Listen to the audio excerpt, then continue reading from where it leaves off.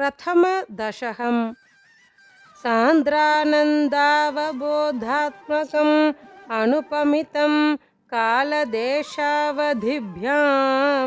निर्मुक्तं नित्यमुक्तं निगमशतसहस्रेण निर्भाष्यमाणम् अस्पष्टं दृष्टमात्रे पुनरुरुपुरुषार्थात्मकं ब्रह्मतत्त्वं तत्तावद्भाति साक्षात् गुरुपवनपुरे हन्तभाग्यं जनानाम् एवं दुर्लभ्यवस्तुन्यपि सुलभतया हस्तलब्धे यदन्यत् तन्वा वाचा धिया वा भजति पदजनः क्षुद्रतैव स्फुटेयम् एते तावद्वयं तु स्थिरतरमनसा विश्वपीडापहत्यै निःशेषात्मानमेनं गुरुपवनपुराधीशमेवाश्रयामः सत्वं यत्तत्पराभ्याम् अपरिकलनतो निर्मलं तेन तावत् भूतैर्भूतेन्द्रियैस्ते वपुरिति बहुशः श्रूयते व्यासवाक्यम् तत्स्वच्छद्भात् यदच्छातित परसुख चिद्गर्भनिर्भासरूपम् तस्मिन् धन्या रमन्ते श्रुतिमतिमधुरे सुग्रहे विग्रहे ते निष्कम्बे नित्यपूर्णे निरवधि परमानन्द पीयूषरूपे निर्लीनानेहमुक्ता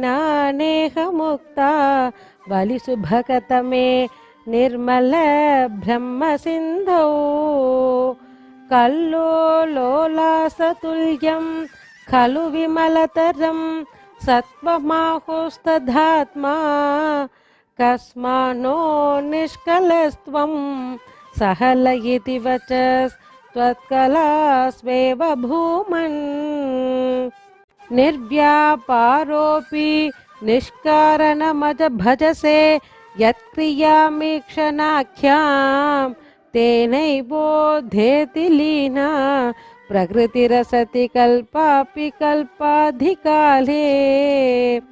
तस्या संशुद्धमंशं कमपि दमतिरोधायगं सत्वरूपं सत्वं धृत्वा दधासि स्वमहिमविभवा कुण्ठवैकुण्ठरूपम् तत्ते प्रत्यघ्रदाराधरललितकला यावलीकेलिकारं लावण्यस्यैकसारं सुकृतिजनधृशां पूर्णपुण्यावतारं लक्ष्मी निःशङ्कलीला निलयनममृत छन्दसन्दोहमन्तः सिञ्जित् सञ्चिन्तकानां वपुरनुकलये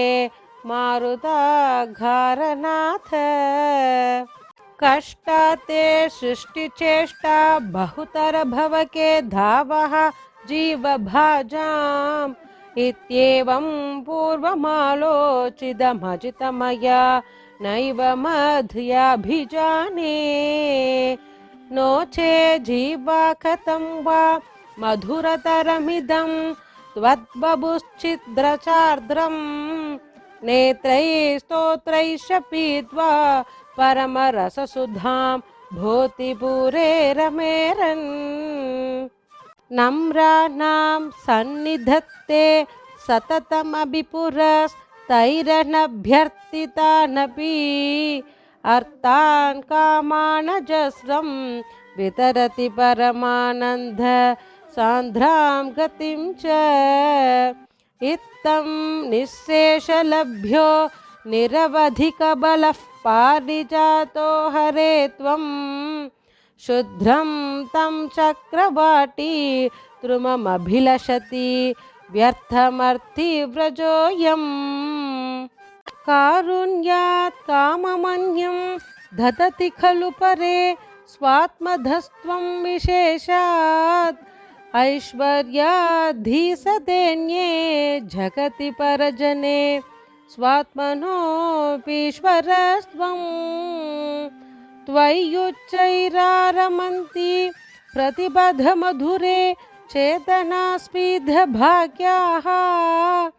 त्वं चात्मा रामये वेद् यदुलगुणगणा